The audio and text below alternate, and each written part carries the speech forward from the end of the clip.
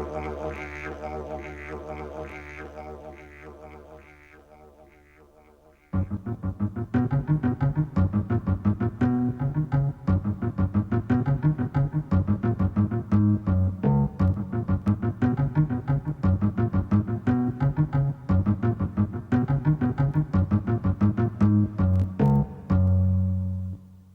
mum doesn't know anything about dinosaurs.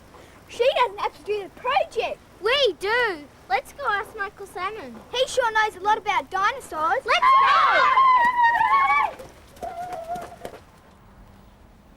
Michael Salmon is the author and illustrator of many award-winning children's books.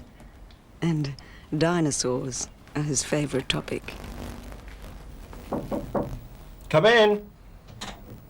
Who's there?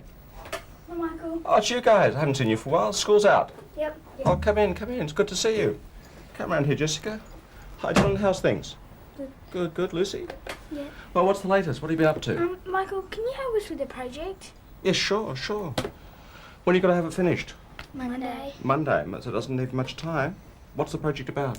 Dinosaurs. Big topic, big topic. You could probably fit about 10 different projects into dinosaurs quite easily. Let's put my work away here. I might do it on the biggest and the smallest. The biggest and the smallest, that's a good idea, that's a good idea. Well, look, probably the best thing I'd suggest, if you want some help, is I'm a great one for making lists. Why don't we make a list? Now, what dinosaur did you think it was going to be? Brachiosaurus. Brachiosaurus. I read it out the smallest with the concept name. It certainly is one of the smallest ones. That's a good idea. So the biggest and the smallest. Right. Let's have what you know about those two dinosaurs column, and over here, the need to know column. In other words, this is the information you've got to find out and write it down here.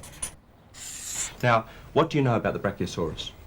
I know that it was a vegetarian. So herbivore. Mm-hmm. Okay, we'll put that down there very quickly. Herbivore. So in other words, it ate plants and leaves and all that kind of stuff. And what else? And I know that both of them lived 140 million years ago. Right, okay. So you put that down there. The stuff that you need to know. Mm-hmm. What kind of things? Stuff like what they ate. Okay. Diet. What exactly they ate. I know that. Right. What they ate. Diet. What their surroundings were like. So the habitat kind of thing, the environment. Okay, let's put a habitat down there. So where it lived. What about things like size, height, all that kind of dimensions? Okay, we'll put size. So look, you've got the idea, haven't you? It's pretty simple. But look, if you make a list like this and keep it as simple as possible, it's going to be of great help. So take this and Jessica, the books are on the shelf. The books on the shelf there. Thanks, Jessica. Now, Lucy, what do you think you'll do? A diorama. A diorama. A diorama. That's a good idea, like a scene box. Yeah. What are we going to put inside? The dinosaurs I got from the museum last year. Museum? What are they there, are they? Mm. Oh, that's a good idea. I think I've seen... Did I see some of those here? I've seen these at your place before. Let's have a look there. Right, we've got one of them. There's a good little models, so they're going to help you. Yeah, another one. There we go. Tyrannosaurus Rex. What else have you got in that bag?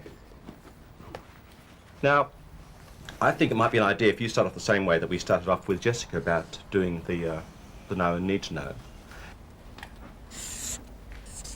So just as I mentioned to Jessica, go through those books in the other room there and just see what you come up with. But I would say stick with those particular dinosaurs. Let me put them back in that bag. I hope you find them again there. Gracious, look, there's a ham sandwich in here. And suntan cream. There we are, that's yours. Here is the list. Good luck. Go in there and join Jessica. She's probably going through the books. Now, Dylan, what about you? Come around here a bit. What do you think? Timeline. Timeline. That is a good idea. Timeline. So you're going to have all the different dinosaurs and the kind of times they lived. We'll do again our know and need to know. Here we go again. Don't write down too much information. Just the information you feel you're going to need for this timeline. So good luck there. Perhaps you could look at the different sizes of dinosaurs. It might be a good idea to compare the different sizes, and also, of course, the different times. That might make it a bit even more interesting. Okay, I'll be in there a sec there. Go and join the girls. Doing a project is a challenging and interesting way to learn. It's an opportunity to be completely in control of what you do, to be in charge of finding, organizing, and presenting information. If you know nothing about the subject when you start, it doesn't matter. It's how you get it all together that counts. if you follow these simple 5 steps, your project will become very easy to do. The first one I'd suggest is, how long have you got? Be realistic about your time. In other words, if you've only got 2 days to do your project in, paper mache is out of the question. Be realistic about your time. The second thing I'd suggest would be, what part of the topic am I interested in? Perhaps if you wrote down all the different facets of the dinosaur life, the dinosaur world that interested you, and then pick one in particular, just one, and concentrate on that. Perhaps with 2 or 3 subheadings, I think you've got your project start. Number 3, what do you already know about the topic and what do you need to know about the topic? In other words, make a list, make a big list. All the points you'd like to find out, discover.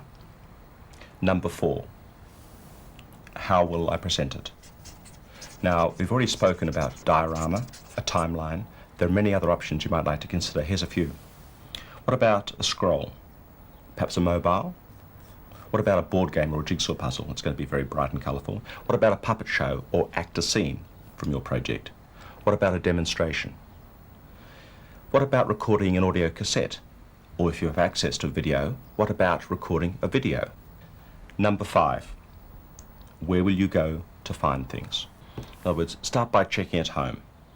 What about magazines, books, encyclopedias, TV programs? Perhaps you've got a relative that knows about the topic, so an interview might be a good idea.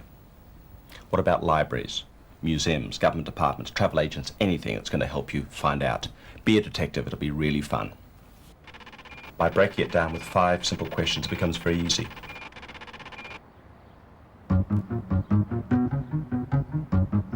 Researching a project is quite a complex job. It involves reading, writing, questioning, listening, and deciding all the time what to include and what to leave out. Talking about your ideas and sharing information with others is really helpful too.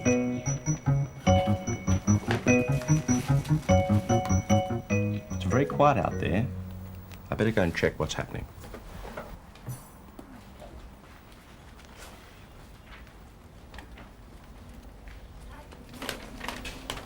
How's it all going? Good. There's a lot of work going on. A lot of pictures all over the floor. Dylan, how are you going? Good. Now you're doing a timeline, aren't you? Yeah. There's a lot of dinosaurs here. How many dinosaurs have you got? 23, but two of a few.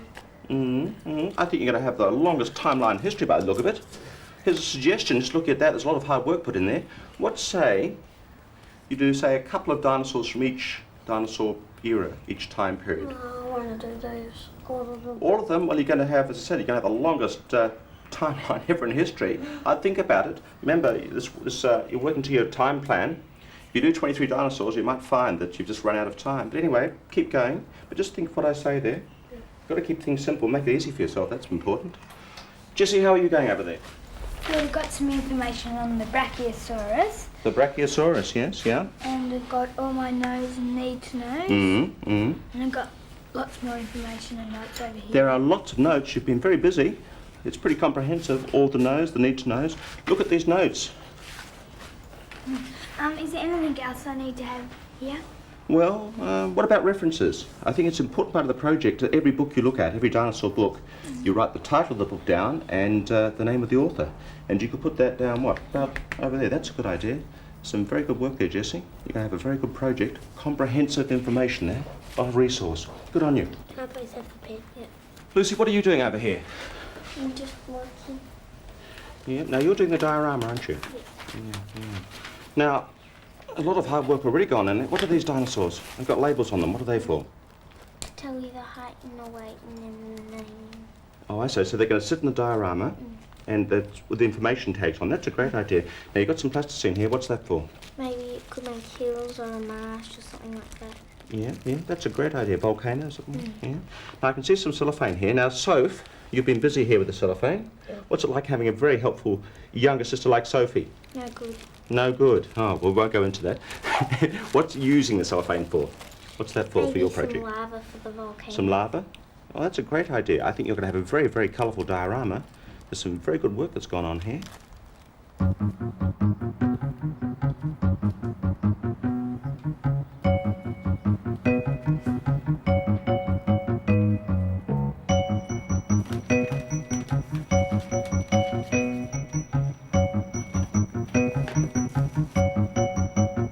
teacher were to go through all the skills you use when you're doing a project, the list would go on and on. For instance, you start by having to find and recognize all the necessary facts and ideas. Then you begin the process of reorganizing the information by classifying, outlining, summarizing, synthesizing, representing, interpreting.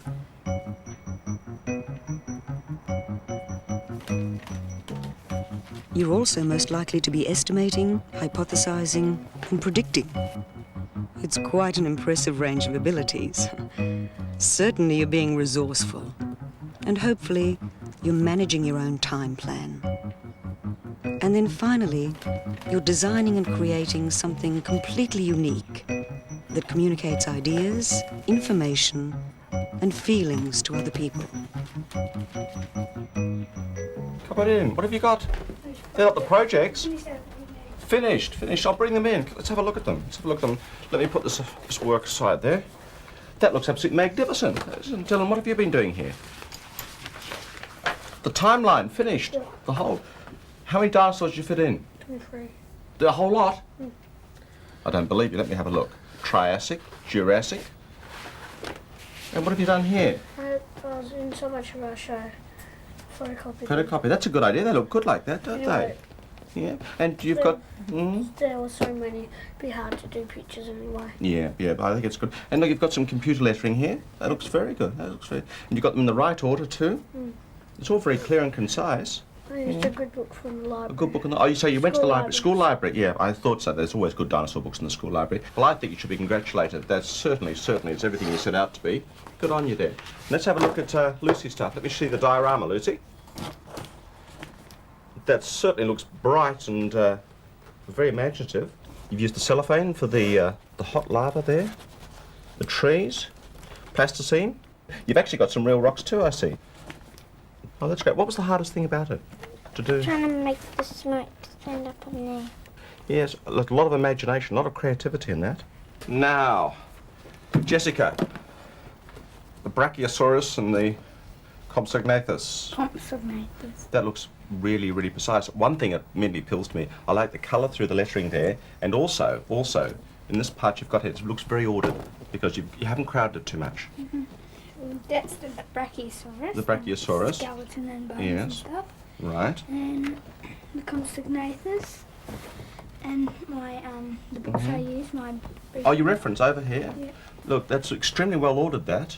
And I can see, yeah, exactly where it's... And that's just a bit on dinosaurs, how long they lived on the earth and stuff like that. And what it means. So you've got you've featured the Brachiosaurus, the Compsognathus, you've got your reference, and you've got it in a great... I like this kind of like bookend. Here we are, you open the book, and the whole thing folds down like that, does it? Yeah.